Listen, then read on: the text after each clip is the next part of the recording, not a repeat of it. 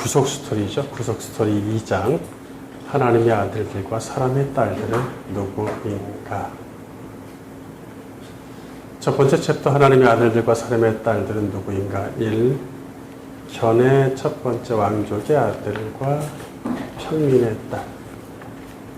셋의 가문뿐 아니라 가인의 가문도 1000년 가깝게 살면서 자식을 낳았기 때문에 인구가 급속도로 증가합니다. 아담이 가인과 아벨과 셋, 즉 아들만 낳은 것이 아니라 딸들도 낳았겠죠. 창세기 1장에서 5장까지 남자 위주로 이야기가 전개된다고 해서 세상에 아들을 더 많이 낳았다고 볼 수는 없습니다. 창조주는 이 세상의 역사에서 남녀의 비율을 항상 같게 하시죠. 몇 퍼센트, 1, 2%, 0. 몇 퍼센트는 차이 나도 항상 같습니다. 하나님의 아들들이 사람의 딸들의 아름다움을 보고 저마다 자기들을 마음에 드는 여자를 아내로 삼았다고 말해요.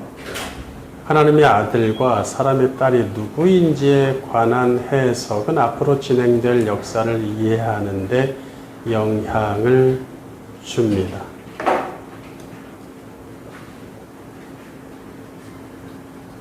그러니까 사실 기독교에서 가장 강력한 견해가 하나님의 아들이 천사라는 거거든요.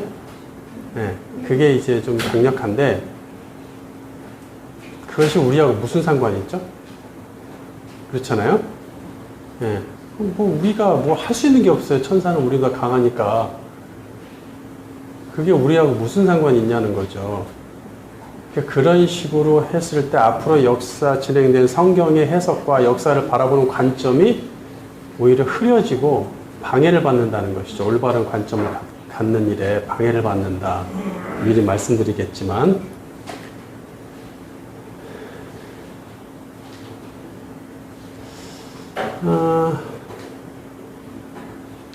자, 이들이 누구인지에 대해서 많은 논란이 있는데 몇 가지 견해를 소개하겠습니다.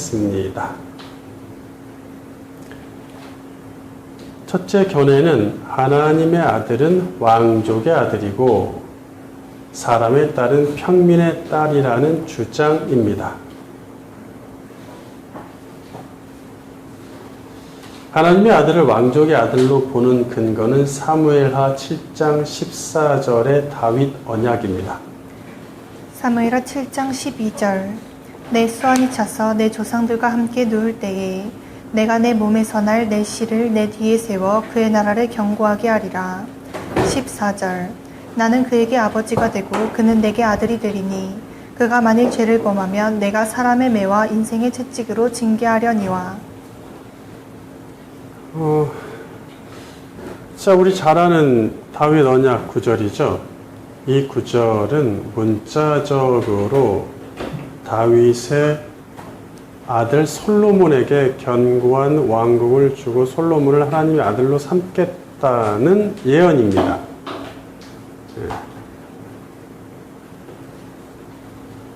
다윗에게 준 예언이죠. 다윗에게 주신 메시지. 여기서 왕자인 솔로몬이 하나님의 아들로 언급되기 때문에 하나님이 택한 왕들은 누구나 하나님의 아들로 볼 수 있다는 것입니다. 그러면서 사람의 딸이 평민인 근거로 본문 2절, 오늘 본문이 사람의 딸이 평민이라는 근거로 제시를 해요. 문맥상 이 두 계층의 결혼이 하나님 보시기에 정상적이지 않고 부정적이라는 것은 분명하잖아요. 왜냐, 그렇게 해가지고 좋은 일이 생긴 게 아니라 나쁜 일이 생겼어요. 그 둘이 결혼을 했다는데 두 계층이 나쁜 일이 생겼기 때문에 부정적이라는 것은 분명해요.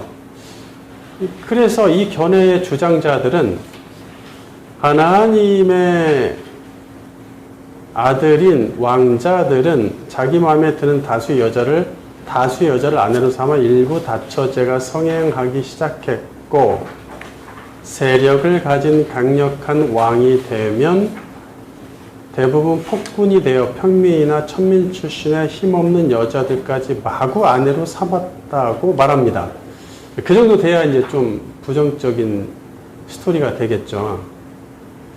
자, 이 견해는 다음과 같은 이유로 받아들이기 어렵습니다. 첫째, 사무엘하 7장 14절 한 구절만으로 모든 왕을 하나님의 아들, 또 그 왕족을 하나님의 아들이라고 단정 지을 수 없습니다. 게다가 인류의 초기 역사 시대에 왕이 지배하는 왕정 국가들이 벌써 이렇게 다양하게 형성돼서 서로 뭐 이러고 있다는 것을 조금 무리가 있죠. 예.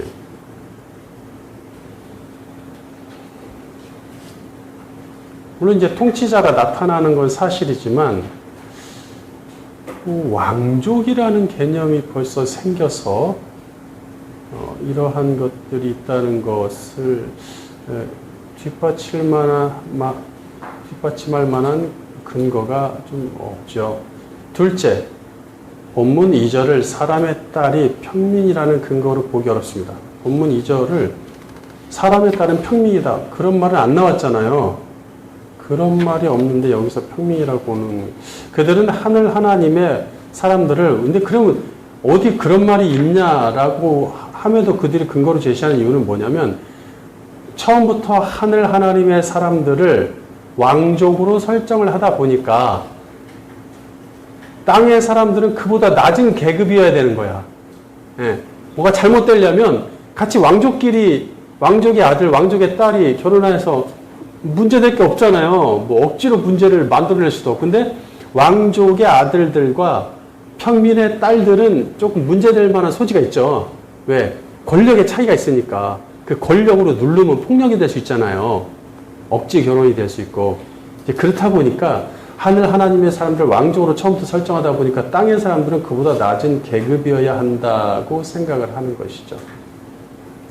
인간의 계급은 본문뿐 아니라 노아 이야기 전체에서 문맥상 아무 연관이 없어요. 셋째.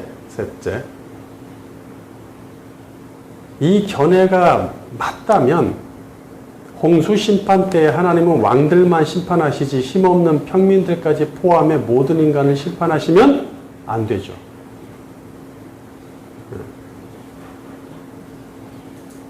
피해자가 평민인데 하나님 심판까지 받아? 그 이상하잖아요. 그렇게 하진 않습니다. 왕족과 평민의 계급적 결합은 이어지는 노아 스토리와 구약 성경에서 연결점을 찾기 어렵습니다. 마치 왕족은 하나님의 사람들이고 평민은 그렇지 않다는 식의 이상한 계층의 구분을 만들어낼 필요가 없다는 것이죠. 견해 두 번째는 하나님의 아들은 하나님 외에 다른 신들의 아들이고 사람의 딸은 인간이라는 주장입니다. 하나님의 아들들이라고 할 때 하나님이 엘로힘인데 우리는 이제 하나님이라고 번역하지만 본래 이 뜻이 일반적으로 사람을 지배하는 강하고 초월적인 신들이라는 의미를 가져요.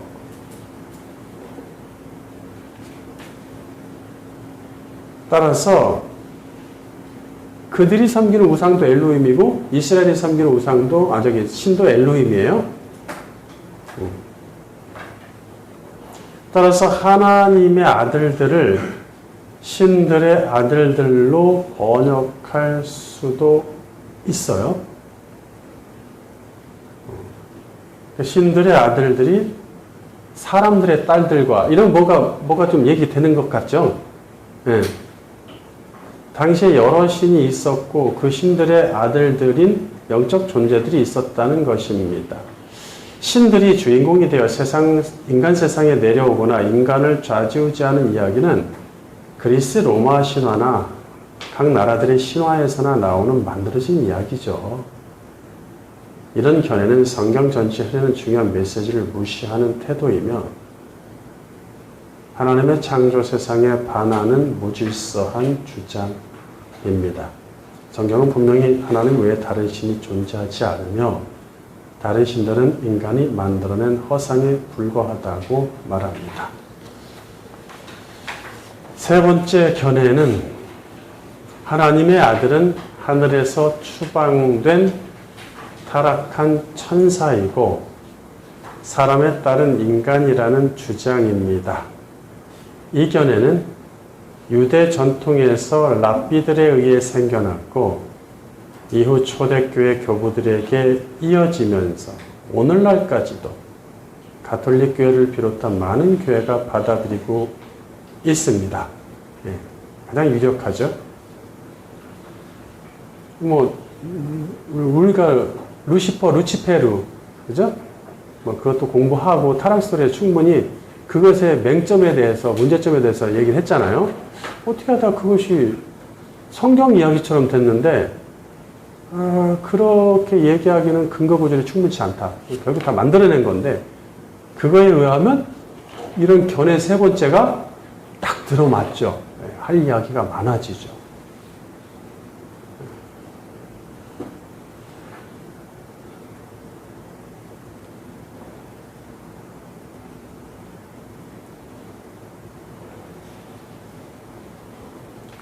그러니까 이런 약간 신비적인 게 로마 교회에 강하게 나타납니다.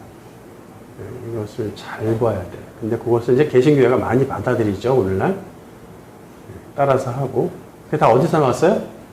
유대 전통에서 나옵니다. 재밌죠?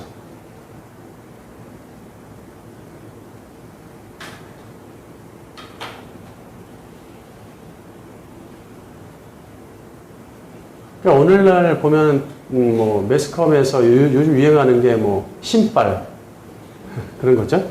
그래서 무당들 접신하는 이런 사람들이 나와가지고 이제 텔레비에 버젓이 나와가지고 자연스럽게 이야기하고 당연한 듯이 이제 그렇게 하다 보면 몇 년 지나면 당연한 게 돼요. 처음에는 어떻게 사람이 이렇게 함부로 자기가 재혼을 하고 삼혼을 하고 그런 것을 이렇게 드러내고 자랑할 수 있는가 했잖아요. 옛날에는. 근데 지금은 당연한 거야. 너무 멋있는 거야. 세련돼 보여. 그런 것처럼 그런 이야기를 자꾸 하다 보면 신적인 이야기를 하다 보면 그게 당연한 듯이 이제 교회도 영향을 받지 않을 수가 없죠. 근데 그런 것들이 원래는 다 있었어요. 과거부터 다 있어 왔고 특히 가톨릭 교회가 그런 것들을 많이 그런 이야기들을 갖고 있어요. 그게 다 유대교에서 왔지만 그래, 시대를 같이 하면서 로마 교황청에, 영화로도 우리나라에 나왔구나. 저는 안 봤는데 그런 영화들이 몇 개 있는 것 같아요. 신부들이 악귀 쫓는 것들. 그게 또, 영화로 또 나오나 보더라고요. 그거를 우리는 축기라고 하는데 거기서 축기라고 안 하고 뭐라고 하는데 그리고 그것을 하는 전문 퇴마사제가 있어요. 정식으로 로마 교황청에서 임명을 해야 됩니다. 그래, 바티칸 시티에 200 몇 명인가 300여 명 정도의 임명된 전문 그 사제가 있습니다. 퇴마사제가. 그래, 이제 유명한 연예인 프로나 다큐멘터리에서 거기 쫓아가가지고 그걸 한번 방해하려 하는데 안 보여줘. 절대 얘기도 못 합니다. 안 보여주고.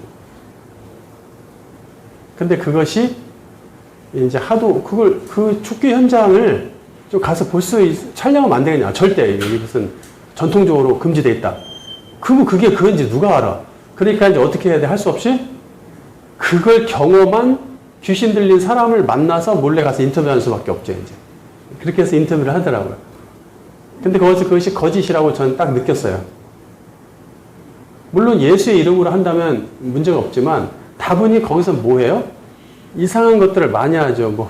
마눌, 십자가 이런 것들이 그런 영화에나 나오지만 그런 비슷한 어떤 것들을 가지고 하는 게 있단 말이죠. 근데 성경에는 마귀를 쫓을 수 있어요. 사탄을. 그리고 귀신을 쫓을 수 있어요. 뭘로? 예수 이름. 딱 하나밖에 없습니다. 아무것도 마눌 아니야, 마눌. 예. 딱 그겁니다. 능력 아닙니다. 아무것도 아닙니다. 예수 이름이라면 누구든지 할 수 있습니다. 쫓으면은 영역이 강하고 못 쫓으면 영역이 약하고 이것도 웃기는 얘기예요. 그래서 어떻게 그 영역을 갖다 무게를 잴 수 있겠습니까?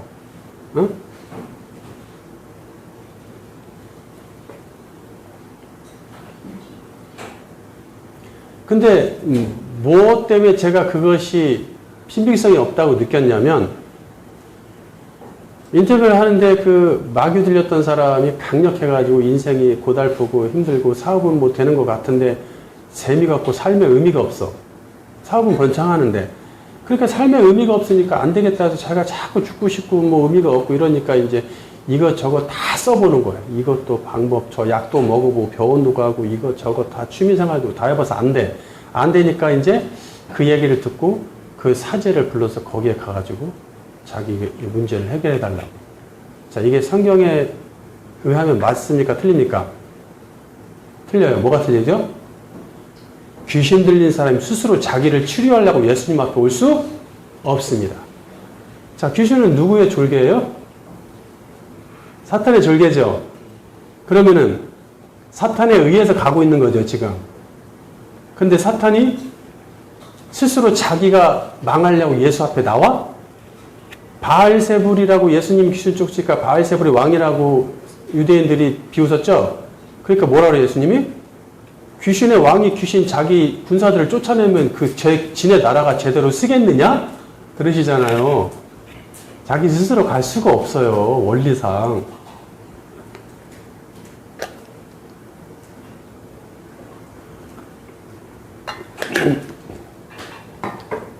어떻게 귀신 들린 사람이 귀신에 의해서 완전히 그냥 사로잡혀 있는데 자기 스스로 진단을 하고 갑니까?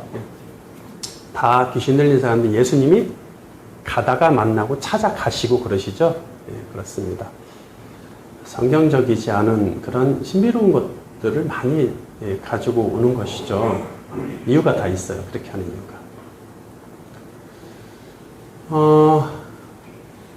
그래서 이제 이 천사라는 것이 거의 뭐 강력한 견해인데 이는 천사를 하나님의 아들이라고 표현한 욥기서의 구절을 근거로 합니다. 욥기 1장 6절 하루는 하나님의 아들들이 와서 여호와 앞에 섰고 사탄도 그들 가운데에 온지라. 욥기 2장 1절 또 하루는 하나님의 아들들이 와서 여호와 앞에 서고 사탄도 그들 가운데에 와서 여호와 앞에 서니. 욥기 38장 6절 그것의 주추는 무엇이에 세웠으며 그 모퉁이 뜰은 누가 놓았느냐. 그때 새벽 별들이 기뻐 노래하며 하나님의 아들들이 다 기뻐 소리를 질렀느니라. 아직 사람이 창조되기 전에 대해서 욥기 38장은 얘기하는 것 같은데 세상의 기초를 세울 때 지구 만들고 하실 때 이미 존재했던 하나님의 아들들이 있죠? 네, 그때. 그러니까 그건 천사일 수밖에 없겠다. 아직 사람 안 만들어졌으니까. 영적이며 초자연적인 존재인 천사 중에서 타락한 천사들이 지상에 내려와 사람의 딸과 연을 맺고 종족을 번식했다는 것입니다. 그래서 이렇게 나온 애들은 절반은 초자연적인 존재, 절반은 사람이 되는 거죠. 옛날에 아수라 백장이 되는 거죠. 여기서 말하는 인간의 육체를 가지고 있으면서도 초자연적이며 영적인 능력, 신성과 인성을 겸비한 존재는 누구일까요? 그래, 이제 그게 이제 또 이게 다 이걸로 끝나면은 야, 이게 말이 되냐? 다 연결을 시켜야 되기 때문에 이게 누가 되는 거예요? 그들은 또 뭐라고 연결하죠?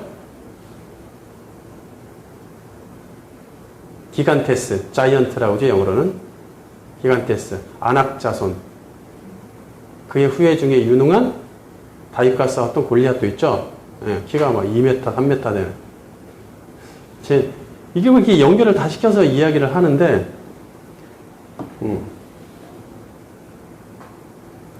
대초에 하나님은 온갖 피조물을 만드신 후 시간과 공간에 가두어 놓으셨습니다. 그때 시간과 공간에 가두어 놓지 않은 존재도 있으니 바로 영적 존재인 천사들입니다. 이들은 우리 육신처럼 시간과 공간에 갇혀있지 않아서 우리와는 다른 차원에 존재한다고 해야 되겠죠.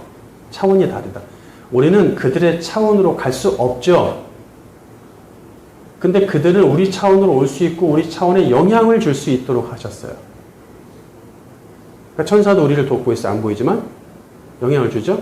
또 악한 천사도 귀신도 영향을 줍니다.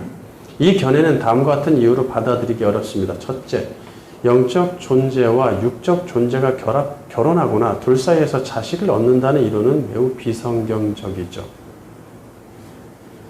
영적 존재인 천사와 육적 존재인 사람은 서로 근본적으로 다른 구조를 갖는다는 구조? 구조 차원 뭐라고 해야 될지 참 어려워요. 다르다. 영적 존재는 육체를 가지고 있지 않기에 사람과의 성관계도 불가능하죠. 이게 뭐 됩니까 이게 말이? 게다가 그들은 사람처럼 남성과 여성의 구별을 하거나 남자 천사, 여자 천사, 여성 천사, 남성 천사 있습니까? 여성 귀신, 남성 귀신 세상에는 있겠지. 그 귀신이 다 뭐 죽은 뭐 누구 뭐 처녀고 할머니고 할아버지고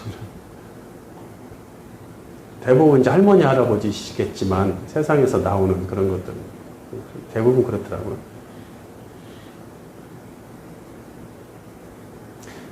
게다가 그들은 그런 구별이 없고 종족 번식을 하지도 않습니다. 마태복음 22장 30절 부활 때에는 장가도 아니가고 시집도 아니가고 하늘에 있는 천사들과 같으니라.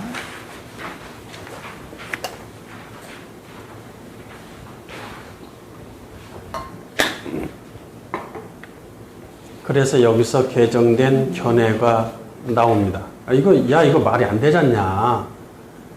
어떻게 천사하고 사람이 관계를 맺냐. 그건 좀 너무 심하지 않냐. 그래서 개정을 좀 합니다. 견해가. 어떤 견해? 하나님의 아들은 타락한 천사에게 빙의된 홀린 거죠. 빙의된 왕족이나 통치자라는 것입니다. 제가 만들어낸 게 아니라 실제 이게 대세예요. 그냥 심지어는 성경에도 번역을 그렇게 해놓은 성경도 있어요. 그리고 옆에 각주도 다 달려있고. 웃기지만 그게 참 그걸 그렇다고 믿는다니까. 왜?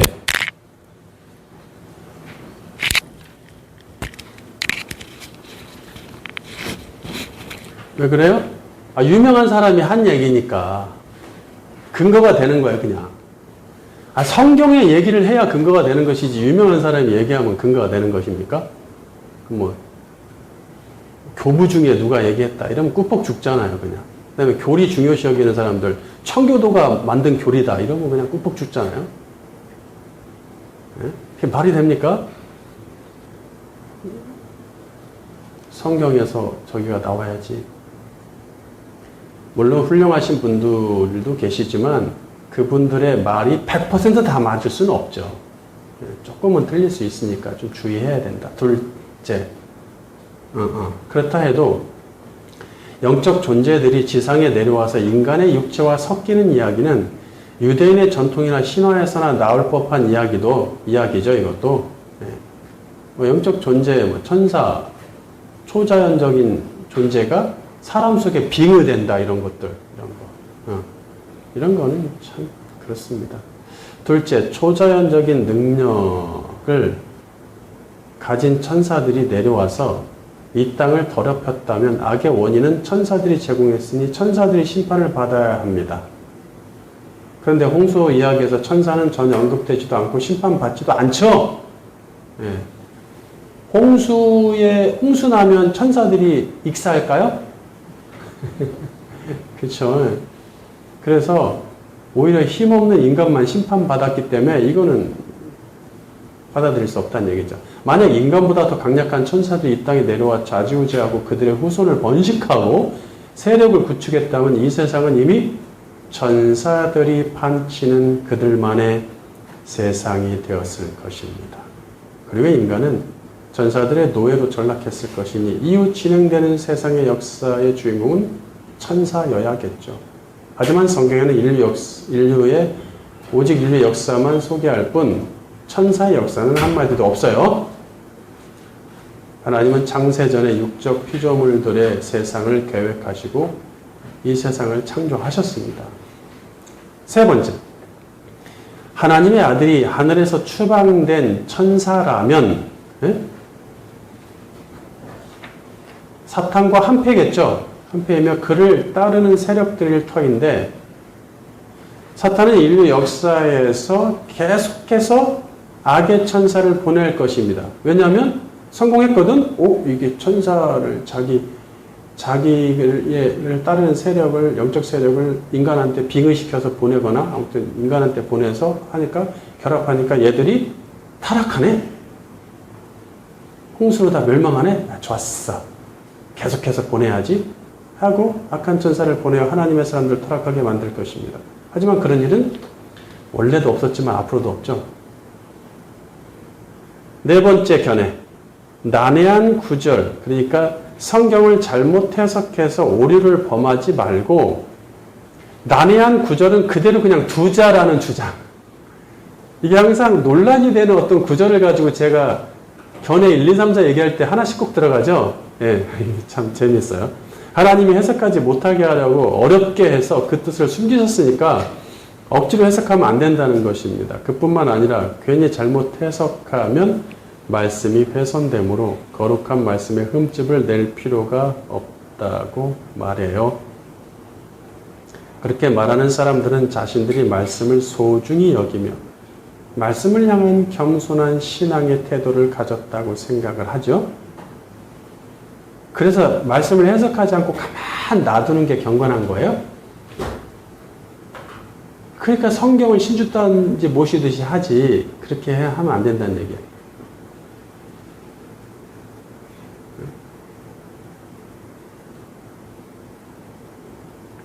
여호와의 이름을 우리한테 주셨는데, 아이고 그걸 어떻게 우리 죄인들이 말할 수 없지. 우리는 경건을 지켜야 돼. 함부로 그렇게 하면 안 돼. 하고 여호와의 이름을 안 불러가지고 잊어버려? 그게 뭐야 그게 도대체.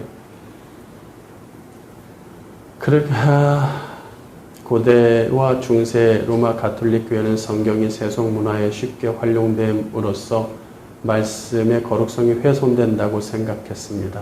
그래서 성경을 라틴어로만 번역하고 다른 어떤 언어로도 번역하지 못하게 하죠.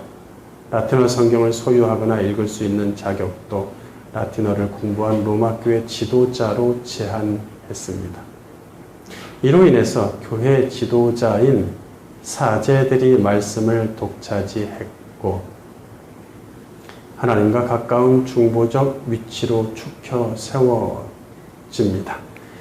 교인들은 사제 입에서 나오는 말씀을 100% 하나님의 말씀으로 듣고 믿을 수밖에 없었죠.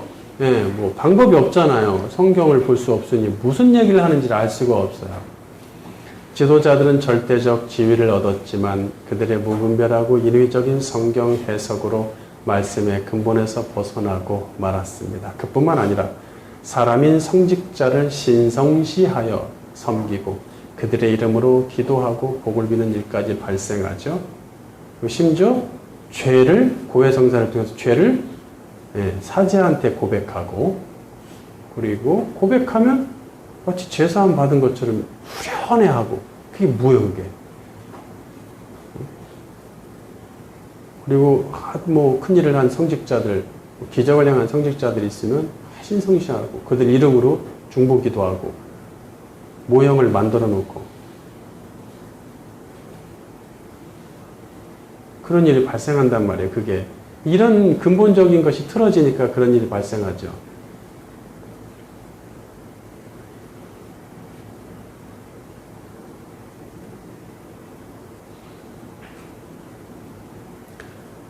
하나님은 우리가 알면 안 되는 이야기나 해석하지 못하는 구절을 성경에 기록하실 이유가 없습니다. 당신의 백성에게 성경을 만들어 주실 때는 누구든지 읽어서 복음을 깨닫고 당신의 뜻을 알리시려는 분명한 목적을 가지셨습니다.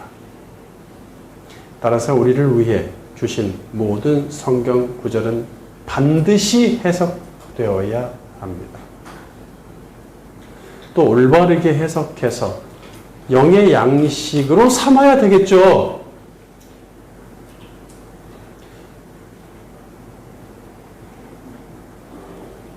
무조건 외운다고 될 일이 아니에요.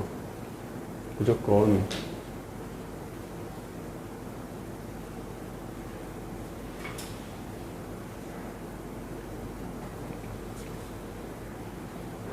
해석을 해야 됩니다. 해석을. 설명을 하고 해석을 해야 됩니다.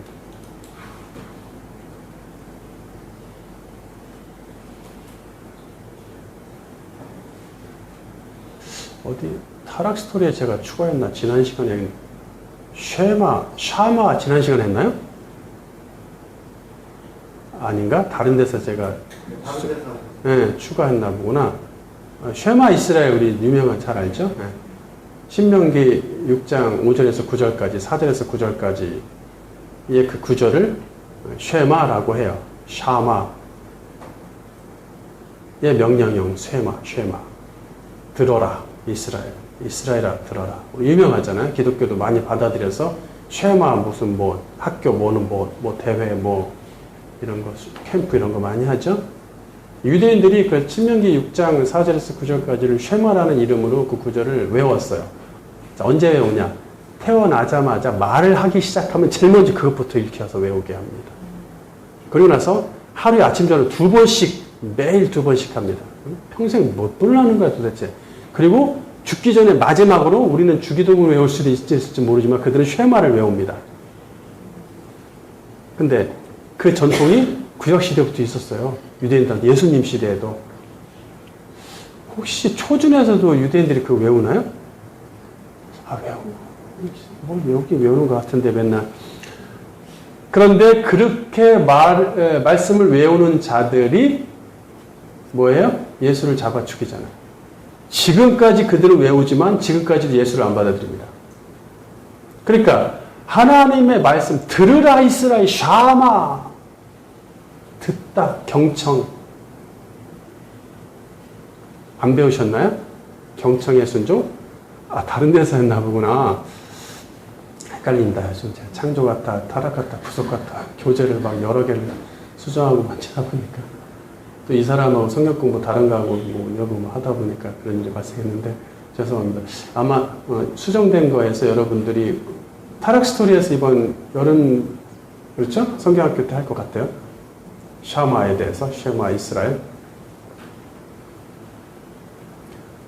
그 샤마라는 것이 경청하다라는 뜻이에요. 들으라가 아니라 원래는 듣다라는 말도 있지만 경청의 의미가 강합니다. 왜 하나님 말씀 경청하는 거예요? 무엇 말하는지를 알려고. 그분의 뜻이 무엇인지를 알기 위해서. 그러니까 성경에 있는 문자만 외우는 것이 쉐마가 아니라 쉐마를 실현한 게 아니라 그 뜻이 무엇인지 알아야 돼요. 하나님 말씀에 구약시대 하신 말씀의 뜻에 뭐가 들어있어? 예수 그리스도. 근데 그걸 발견 못하고 외우기만 하면 되는 줄 알아요? 안 됩니다. 될 수가 없습니다.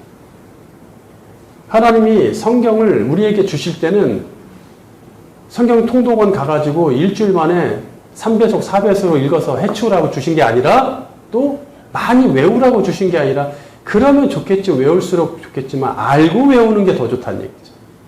100번 외우는 것보다 한 번 아는 게 더 낫다는 얘기예요.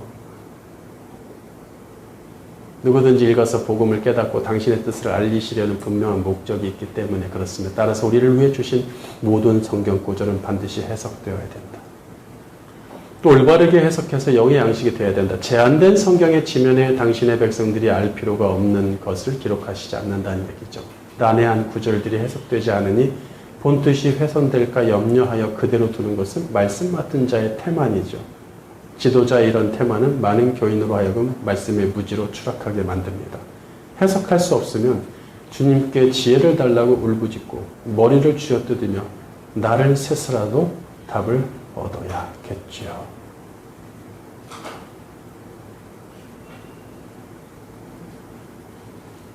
그렇습니까? 여러분들은 뭐 할 때 날 세고 머리를 쥐어뜯으세요? 네?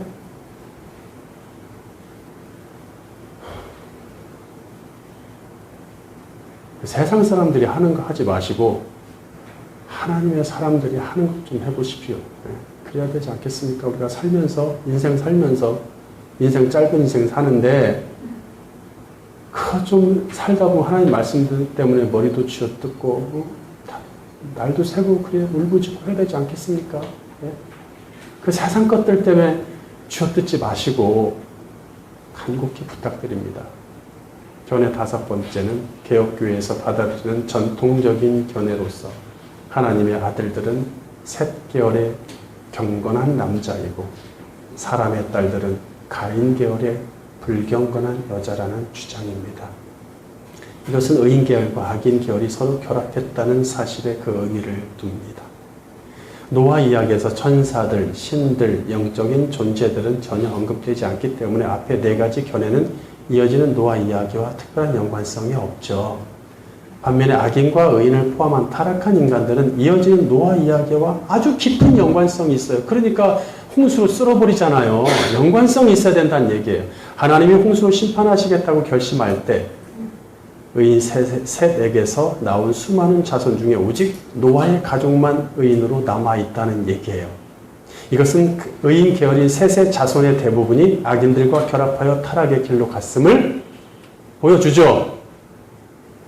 다른 견해들은 성경에 없는 이야기, 성경이 다루지 않고 중시하지 않는 이야기를 할 뿐 아니라 많은 이야기들을 또 만들어내야 됩니다. 반면 이 견해는 근거 구절이 충분해요. 앞으로 계속 다음 시간까지도 근거 구절로 가득 찹니다. 성경의 본문과 하나님의 구속사의 핵심과 맥락을 같이 합니다. 따라서 본서는 이 견해를 따르겠습니다. 두 번째 챕터, 왜 하나님의 아들들과 사람의 딸들이라는 명칭을 사용하는가? 1. 두 종류의 아담들. 그렇다면 왜 성경은 하나님의 아들들, 사람의 딸들이라는 명칭을 사용할까요?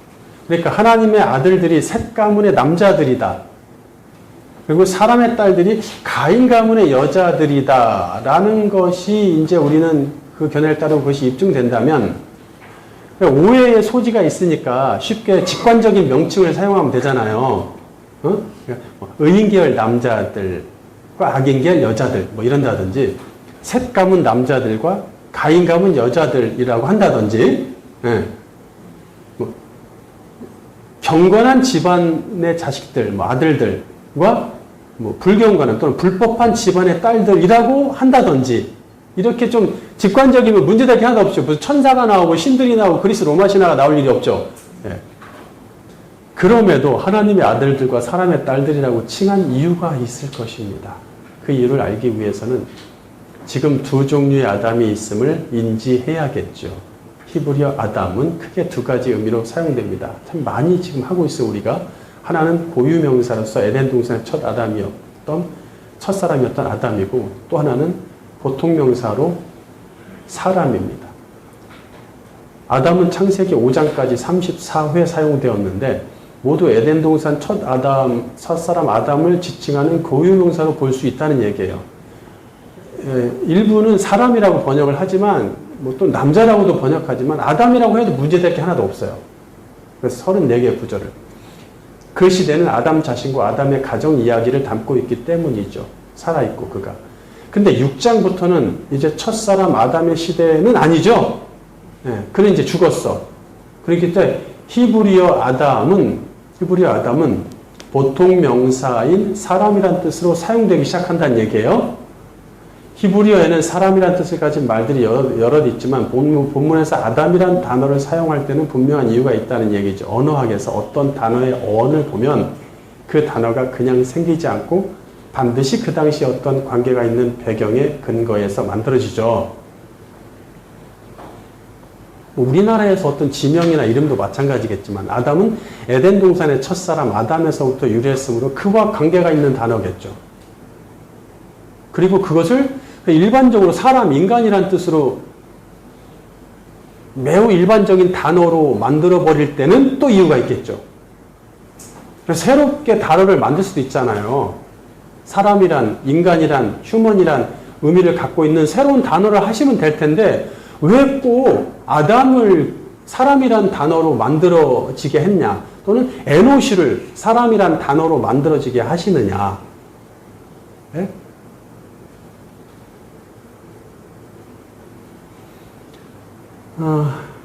그래서 아담이 비록 사람이라는 뜻으로 사용될지라도 그 어원이 되는 첫사람 아담을 연상할 필요가 있습니다. 그는 창조주를 반역하고 그분의 동산에서 쫓겨났죠. 그는 영이 죽고 육만 남아있고 그 육도 언젠가는 죽어 소멸할 처지입니다.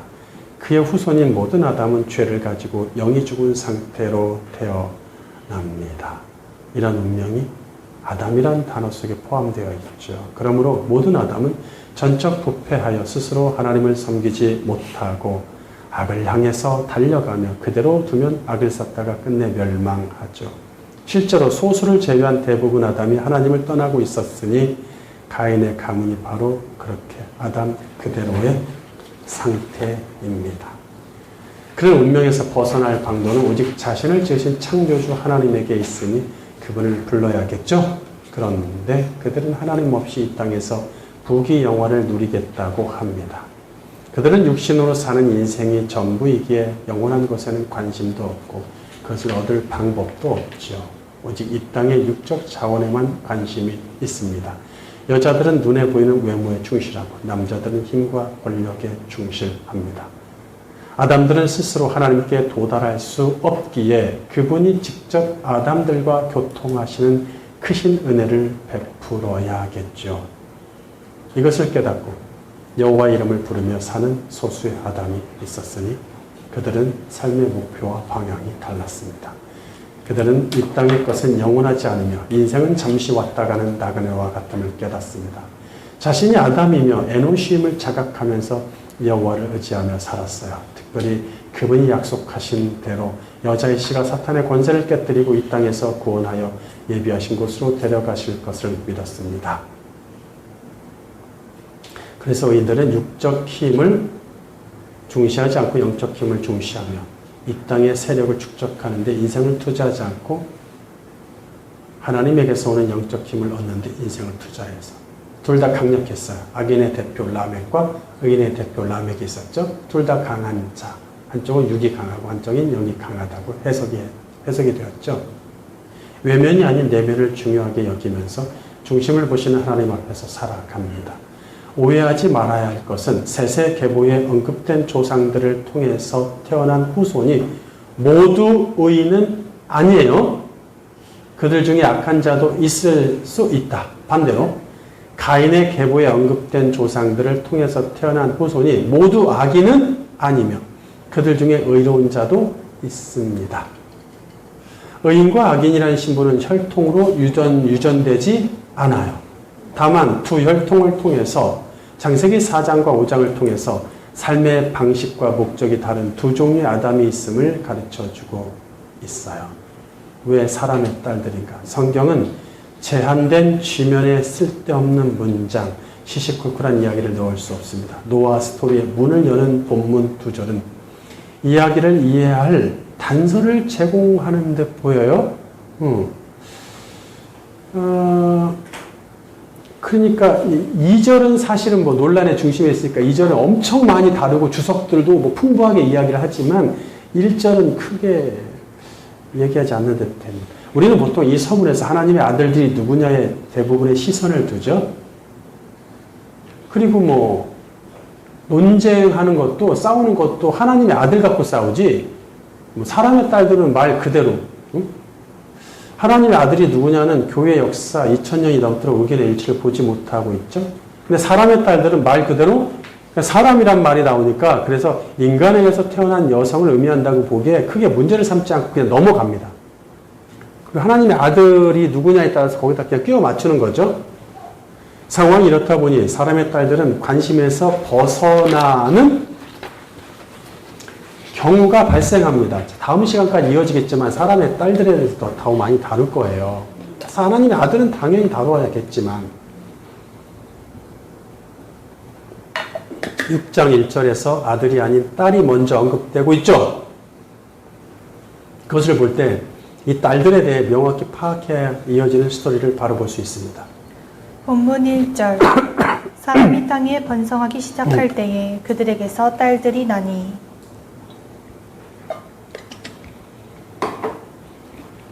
여기서 사람은 원어로 아담이겠죠? 노아 스토리를 여는 6장의 첫 절은 아담이란 단어로 시작합니다.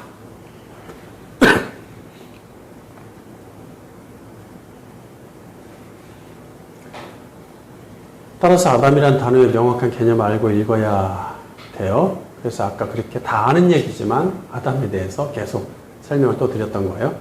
사람이 땅 위에 번성하기 시작했다가 아니라 죄의 불치병을 가진 아담들이 땅 위에 번성하기 시작했다. 자, 이렇게 해석이 되죠? 번역이 아니라 해석이 된다는 얘기예요. 죄의 불치병을 가진 아담 그대로 죽음을 향해 달려가는 아담. 영이 죽고 하나님과 교통이 끊어진 아담이 번성하여 그들에게서 딸들이 태어납니다. 이렇게 해석이 되겠죠? 그 딸들도 죄를 가지고 전적 부패한 상태임은 분명합니다. 물론 그들에게서 딸뿐 아니라 아들도 태어납니다. 그런데 딸들만을 언급하는 목적이 있을 것입니다. 반대도 얘기할 수 있는 거잖아요. 반대. 그렇죠? 그러니까 하나님의 아들들이 사람의 딸들을 취했다. 반대로 사람의 딸들이 하나님의 아들들과 결혼했다. 이렇게 할 수도 있는 거죠. 이제 거꾸로도 갈 수 있는데, 물론 이제 성경의 문맥상, 스토리상 여자가 남자를 선택하진 않습니다.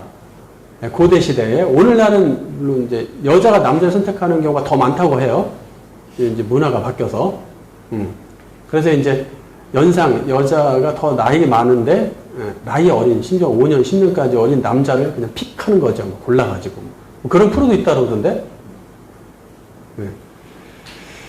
그러나 옛날에는 그게 있을 수도 없죠. 그건 말도 안 되죠.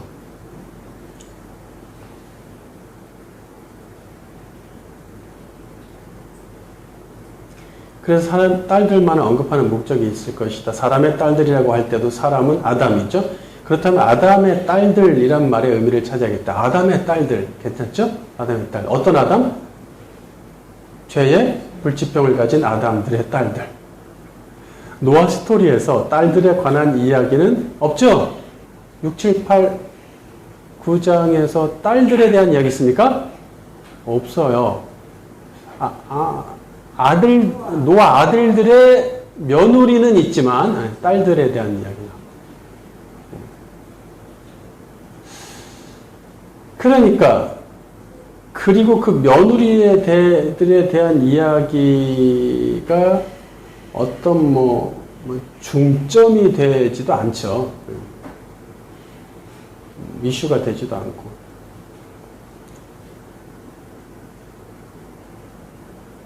근데 여자인 딸들의 창세기 1장에서 5장까지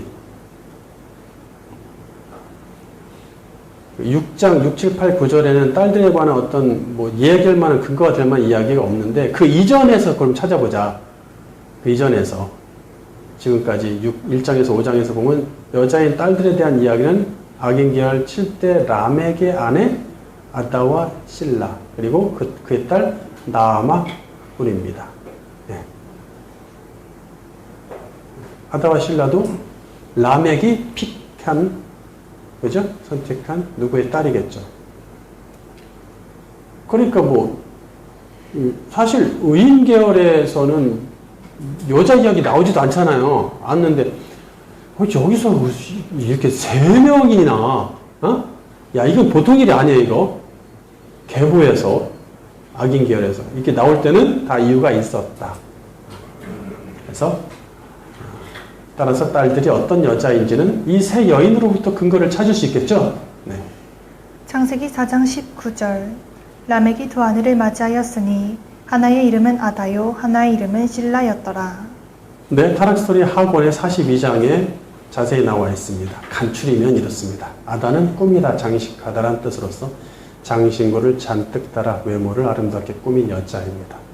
남자들에게 아다는 그의 눈을 즐겁게 하겠죠. 실라는 원어로 칠라인데 고대 문화에서 칠라는 흥을 돋우는 악기 연주 소리 같은 의상어입니다.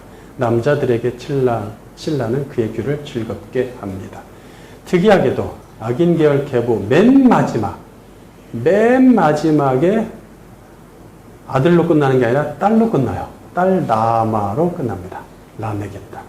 이는 이 딸이 앞으로 무언가를 연결해주는 역할을 할 것이란 암시를 주겠죠. 딸 딱 하나 나옵니다. 네.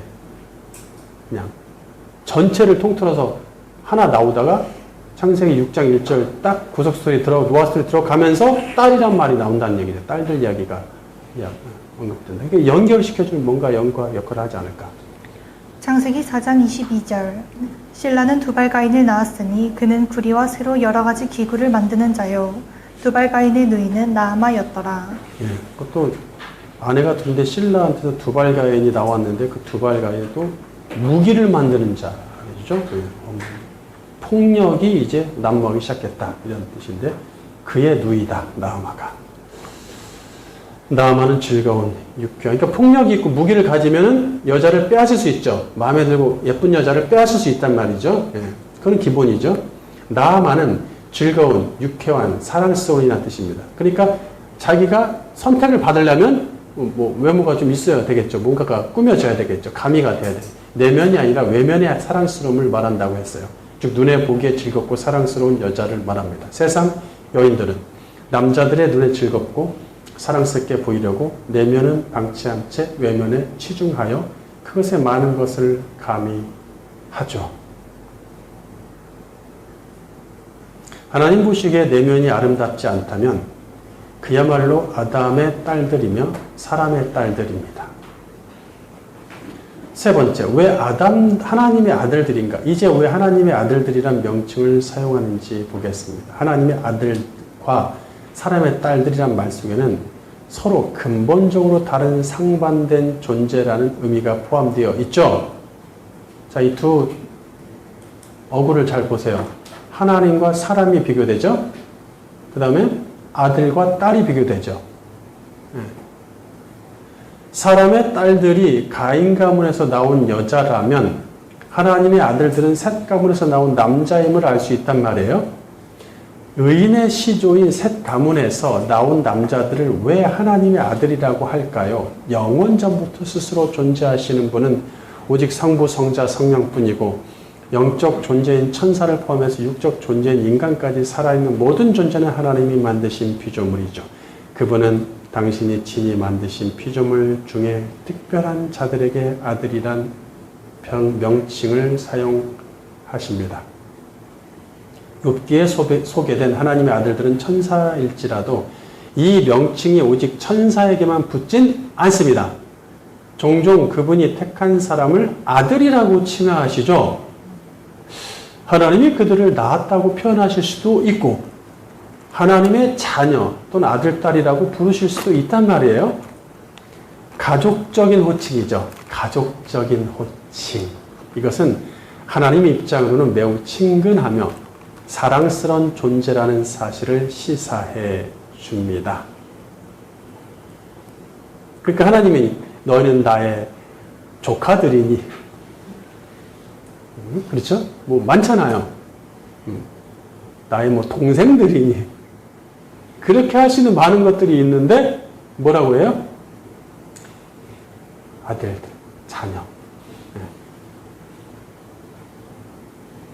목숨을 내놓아도 아깝지 않은 자식. 그렇죠? 또 하나 있죠? 더 가까운 게 뭐예요? 부부. 부부죠? 너희는 내 아내지 않냐? 하나님은 이 정도의 가족적인 호칭을 쓰세요? 아십니까? 네?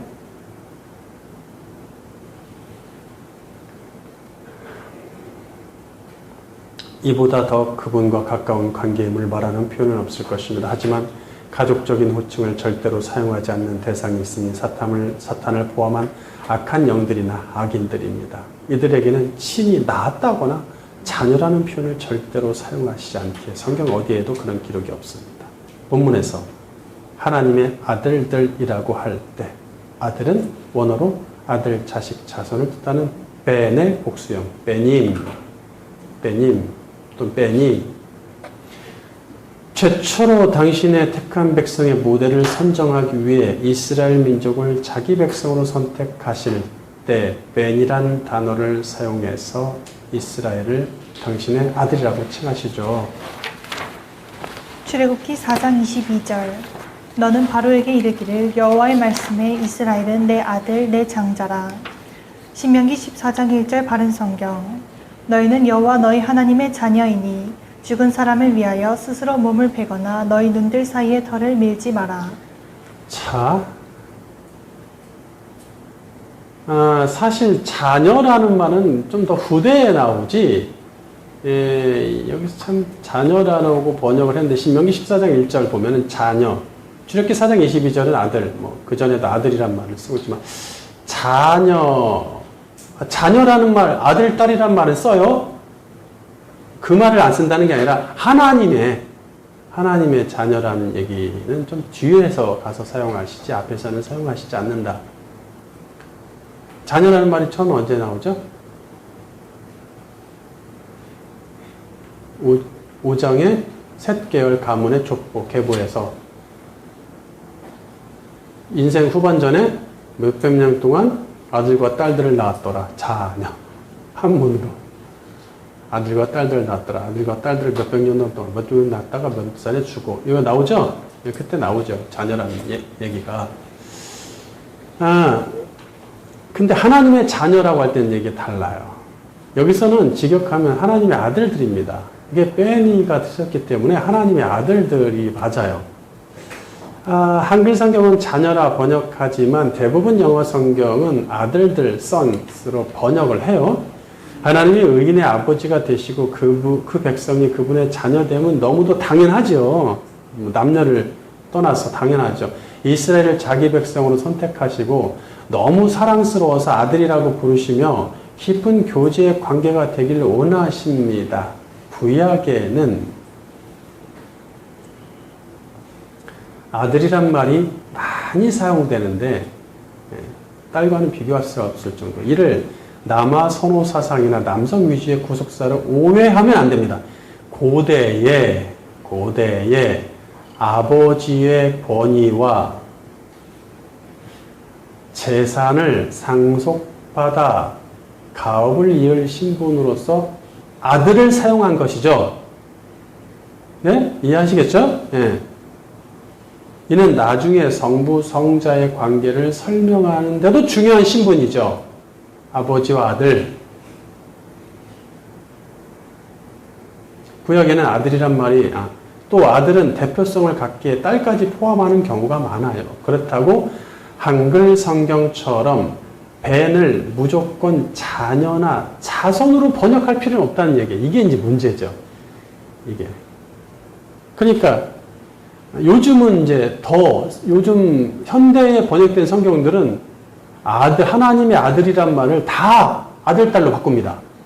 예, 반발이 심하니까 또 차별금지법 이런 것들이 막 성행하고 이러니까 왜 남자들만, 남자들의 종교냐? 기독교가? 뭐 이러고 달려들면 어떻게 하겠어요? 그러니까 애초부터 그냥 싸우기 싫으니까 자녀 이렇게 또 뭐 번역자들도 많이 세속 문화에 젖어서 이제 이렇게 하는데 그럴 필요가 없다는 얘기야. 왜 아들이란 말을 쓰는지 그 뜻이 있잖아요. 그걸 알면 돼요. 문제될 거 없습니다. 예. 그리고 여자는 인구수에 들어가지 않는다. 그 당시에는 그냥 가서 힘으로 싸우는 시대에 서로 끝없이 싸우는 거예요. 종족끼리. 예. 끝없이 싸우는데 남자들이 가서 싸워야 된단 말이에요. 그러니까 실제로 그 국가 왕족의 존재 가치와 힘은 어디서 나와요? 남자 인구에서 나오는 거죠. 그래서 그렇게 된 거지 여자를 무시하는 게 아닙니다. 그렇게 보시면 안 돼요. 아까도 이거 아버지의 권위와 재산을 상속받아 가업을 이을 신분으로서 아들이었다. 딸한테 줘야 소용없죠. 딸한테 좀 어떤 일이 벌어져요? 다 뺏어가지. 딸이 힘이 없어서 힘 있는 아들들이 가만히 있겠어. 되질 않는단 말이에요. 가업이 이어지질 않는다. 지금하고는 달랐다. 자, 그러니까 자녀 또는 뭐 뭉뚱그려서 자손이라고 번역할 필요는 없어요. 그런 뜻으로 번역해야 되는 것도 있겠지만 그걸로 다 통일할 필요 없다. 응? 독자들을 의식해서. 그런 번역은 한국의 정서를 반영하고 한국 독자들의 눈치를 보기 때문입니다. 아들 또는 아들들이라고 정확하게 번역을 하고 문맥에서 딸을 포함할 때는 해석자가 벤이 대표성을 갖는다고 말을 해주면 되잖아요. 하나님의 아들들이란 말 속에는 그분이 택하시고 사랑스러워하신 사람이란 의미를 담고 있습니다. 가족적 명칭. 그런데 그들마저 사람의 딸들과 결혼하여 악인들과 함께하는 인생으로 전락합니다. 이는 창조주로 하여금 커다란 배신감을 느끼게 만듭니다. 이게 요지예요. 그럭저럭한 남자들이 예쁜 여자들을 택해서 뭐 했다. 이렇게 하지 않고 하나님의 아들들이라는 명칭을 쓰실 때는 그들을 택했었죠. 그죠? 택했었고 거기서 낳은 자녀들이고 하나님의 기대가 있었다는 거죠. 그에 못 미치는 배신감. 따라서 본문에서 하나님의 아들들이라는 명칭은 창조주의 배신감과 분노를 대변하며 동시에 그들을 심판하심에 대한 정당성까지 부여합니다. 합니다. 세 번째 챕터, 의인 가문이 악인 가문과 결혼하다. 1. 의인 가문의 남자들이 악인 가문의 여자들을 선택하다. 하나님의 아들들이 어쩌다가 사람의 딸들과 결혼하게 되었을까요? 하나님이 친히 아담들에게 개입하셔서 무한한 사랑과 은혜를 베푸시고 교통하지 않는다면 그 사망의 길에서 벗어날 방법이 없다고 그랬어요. 아직 그리스도의 속죄가 없는 시대이기에 죄를 가지고 있는 아담들은 의인일지라도 그 죄의 영향을 심각하게 받습니다. 이런 상태는 선택된 셋의 가문일지라도 예외는 아니죠. 혈통은 의롭게 됨과 구원을 보장하지 않는다고 했어요. 눈에 보이지 않는 하나님과 천국을 바라보면서 사는 것은 여간 어려운 일이 아니죠. 소는 누가 키워? 풀은 누가 매? 밥은 누가 먹여? 응? 그렇잖아요. 당장 눈에 보이는 현실. 참. 끊임없는 욕구를 쳐서 복종시키는 자기 부인을 요구하는 일입니다. 셋의 가문 사람일지라도 눈에 보이는 육의 아름다움과 강함과 부귀 영화에 넘어가기 쉽습니다. 이제 셋의 후손들마저도 내면이 아닌 외면의 아름다움을 선택하기 시작합니다. 본문 2절. 하나님의 아들들이 사람의 딸들의 아름다움을 보고 자기들이 좋아하는 모든 여자를 아내로 삼는지라. 자기들이 좋아하는에서 좋아하는은 원어로 바하르인데 선택하다, 결정하다라는 뜻입니다. 물론 어떤 것을 마음에 들어서 선택을 했으면 결과적으로 좋다라는 뜻이 되죠. 의역이 될 수는 있지요. 하지만 좋아하다와 선택하다는 지금 이 문맥에서 뉘앙스의 차이를 보입니다. 바른 성경과 대부분 영어 성경이 선택의 개념으로 번역을 잘하죠. 창세기 6장 2절 바른 성경. 하나님의 아들들이 사람의 딸들의 아름다움을 보고 각자 자기들이 선택한 모든 여자를 아내로 삼았다. 밑줄 친 부분을 원어대로 직역하면 그들이 선택했었던 모두로부터 자기들을 위한 아내들을 취했다. 각자 자기들이 선택한 모든 여자를 아내로 삼았다라고 해도 큰 문제 없습니다. 근데 조금 더 이해하시라고 그들이 선택했었던 모두로부터 자기들을 위한 아내들을 취했다입니다. 자, 히브리어 동사는 시제가 없다고 했어요. 딱 두 가지 형태라고 했죠. 그게 완료형, 미완료형. 행동이 완료됐냐, 완료되지 않았냐. 그렇지만 미완료형이라 해서 다 미래형으로부터 번역하면 안 된다는 얘기예요. 네. 매우 어렵습니다. 그런데 그러니까 대부분 다 미완료형으로 일반적으로 기록합니다. 구약성경이 다 미완료형으로 하고 특별한 경우에 완료형이 나옵니다. 그런 경우가 여러 개 있는데 그 중에 대표적인 게 한 문장에서 과거에 이렇게 했었던 것을 가져와서 이렇게 했다라고 할 때는 과거에 이렇게 했었던 것이 완료형이 되고 그리고 그걸 가지고 지금 과거에 샀던 숟가락으로 내가 밥을 먹었다. 둘 다 과거 같지만 다 과거를 쓰잖아요. 히브리어는. 그렇지만 과거에 샀던 것은 완료된 형태죠. 밥을 먹는 것은 계속 먹는 거고 앞으로도 먹을 거고. 그래서 그건 미완료형을 쓴다는 얘기예요. 번역은 둘 다 과거형일지라도 이걸 구별해야 된다는 얘기죠. 선택하다는 완료형이고 취하다는 미완료형이므로 두 행동의 시간적 차이를 두어 번역해야 합니다. 그래서 그들이 선택했었던 이렇게 좀 더 과거를 느껴지게 하려고 즉 이미 이전에 사람의 딸들의 아름다움을 봐왔고 여러 여자를 선택해 두었다는 뜻이죠. 창세기 2장 24절에서 하나님은 창조 세상의 원리로서 일부 일처제를 선언하셨죠. 창세기 2장 24절 바른 성경. 그러므로 남자가 부모를 떠나 그 아내와 연합하여 둘이 한 몸이 될 것이다. 죄를 가진 아담, 완전하지 못한 사람이기에 외모와 스타일과 성격에 끌려 좋아하는 마음이 생길 수 있어요. 셋계월 가문일지라도 의인일지라도. 대표적인 사람 있죠? 다윗, 딱 나와야죠. 어마어마한 은혜를 받았는데 아름다운 여인을 보고 그냥 간 거예요. 한 번에 그냥. 의인이라도 그럴 수 있다는 얘기예요. 하지만 의도적으로 보려고 간 게 아니라 어떻게 하다 보였어. 봤어. 지나가다 봤어. 근데 그것을 안 보려고 안배를 하고 다닐 수는 없는 거잖아요. 그렇죠? 그래서 마음에 든다고 모두를 가질 수는 없다는 얘기예요. 마음의 욕구를 방치하면 행동으로 옮기게 되고 이내 죄를 짓게 된다는 얘기죠. 물론 자신이 마음에 드는 한 여자를 아내로 삼는 것 자체는 문제되지 않겠습니다. 그렇죠? 하나를 삼는 하나를 취하는. 그런데 모두라는 말이 문제야. 이게 참 모두라는 말이 여기에 들어가서 이게 복수를 나타내거나 또는 각양 종류라는 뜻을 나타내는 두 가지를 나타내는 경우란 말이죠. 두 가지 다를 뜻할 때도 있지만 또는 복수라는 의미를 쓰일 때도 있고 각양의 종류, 여러 종류라는 의미로 쓰일 때도 있죠. 따라서 모두로부터 아내들을 취했다라고 하면 두 가지 상황을 예측 가능합니다. 두 가지 상황이 예측 가능한 거예요. 모두라는 의미 때문에 두 가지 의미 때문에 첫째, 마음에 들기만 하면 어떤 집안과 종교, 어떤 수준의 믿음이든 상관없이 아내로 취했다는 말이겠죠. 네. 가리지 않고. 그렇지만 성경은 뭐예요? 가리라고 얘기하죠. 신약과 구약 전체가. 그거는 다음 주에 할 거예요. 그녀의 내면과 중심, 믿음을 보지 않고 외형적 측면만을 보았다는 뜻입니다. 둘째, 모든의 의미 둘째죠.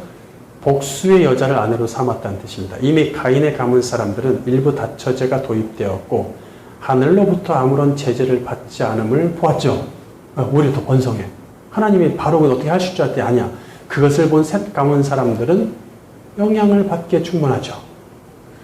성경이 둘 중에 어떤 상황을 염두에 두고 모두라는 말을 썼는지, 모두로부터 아내들을 취했다라고 했는지는 명확하게 말할 수는 없지만 둘 다 하나님 보시기엔 선하지 않죠. 둘 다. 어쩌면 두 가지 상황이 모두 셋의 가문 사람들에게서 실행되고 있었을지도 모릅니다. 네? 의인으로 출발했던 셋 가문의 사람들은 더 이상 하나님의 아들이라 부르기 민망할 정도로 타락해가고 있었습니다. 두 번째, 세속 문명을 받아들이다. 사탄은 가인 가문의 사람들을 통해서 외형과 힘을 추구하도록 만듭니다. 이제 에덴을 마주한 반대편에서 시작된 악인의 삶은 화려한 문명으로 채워지면서 하나님 없이도 인생은 아름답고 세상은 살만하다는 휴머니즘 사상이 팽배합니다. 세월이 흐르면서 악인들은 힘과 능력을 소유하면서 강해집니다. 그에 반해 보이지 않는 천국만을 바라보며 여자의 씨를 기다리는 의인들, 그들 중에 그 삶이 비현실적이라 생각하는 사람들이 생겨나겠죠. 예? 계속해서 오늘 이 현타를 어떻게 하실 거예요? 어? 이걸 어떻게 할 거예요? 그들도 육적으로 강해지고 싶은 마음이 생기고 제한된 인생에서 쾌락과 만족을 경험하고픈 욕망이 올라옵니다. 그럴 때 악인들이 함께 하자고 제안하면 그 유혹을 뿌리치기 어렵죠. 그렇다면 악인과 의인의 결합은 매우 자연스러운 처사입니다. 따라서 하나님의 아들들은 의인 계열 남자들이고 사람의 딸들은 악인 계열 여자들이며 이 두 종류의 아담들이 육적인 매력과 힘을 위해 결합했을 것이라는 예측은 매우 가능성이 높습니다. 가인 계열과 셋 계열의 인구는 거의 같다고 봐야 되겠죠? 예, 만약 당시 100억의 인구가 있었다면 가인 가문 사람이 약 50억, 셋 가문 사람이 약 50억일 것입니다. 대략 그렇게 보자는 얘기죠. 그런데 셋 가문 사람 중에 8명만 홍수에서 구원받았다면 의인계열 조상들로부터 나온 대부분 사람이 악인과 결합하여 악인의 길로 갔다는 것입니다. 아담 이래 지금까지 범죄한 아담들의 상태가 어떠합니까? 죄를 가진 아담들은 죄의 본능에 의해서 외적인 아름다움을 추구해요. 가인의 가문은 외적인 아름다움을 추구했기에 날로 아름답고 강해질 수밖에 없고, 셋의 가문은 반대로 내적인 아름다움을 추구했기에 외적으로 보잘것 없죠. 그렇지만 하나님을 의지하는 그들 내면에는 천국을 향한 믿음으로 충만했으니 그것이 외적 아름다움이 아닌 내적 아름다움입니다. 선택된 이스라엘 백성도 눈에 보이는 부귀 영화를 추구했고 그로 인해 멸망했죠. 사도시대에 그리스도의 피로 세워진 초대교회는 외형적인 아름다움 위에 세워지지 않았고 피와 희생과 믿음으로 세워졌습니다. 그들의 외형은 초라했고 삶도 세상과 정치와 사회의 지지를 받지 못해 눌렸지만 그들 속에는 내적 아름다움과 경건과 기쁨이 충만했어요. 초대교회가 다른 종교나 일반 시민들에 비해 근본적으로 다르다는 것을 느낀 많은 사람이 교회의 문을 두드렸어요. 이 로마 제국에 있는 이 세상 시민들, 지긋지긋하다. 근데 뭐예요? 다르구나. 초준에서 가이오? 저기 있죠? 사또 말고 있어. 아주 순격하죠? 네. 호민관으로 순격하나? 그렇습니다. 그가 뭘 본 거예요? 끊임없이 그래도 너는 베드로, 너는 사람일 거야. 거기서 악의 본성은 숨길 수 없어. 근데 아닌 거야. 예수를 바라봤을 때, 그를 추종하는 사람들을 봤을 때 뭐가 있다라는 것을 느끼는 것이죠. 눈에 보이는 것만 추구하며 살았고 그게 당연한 줄 알았던 그에게서 마음의 변화가 일어나는 것이죠.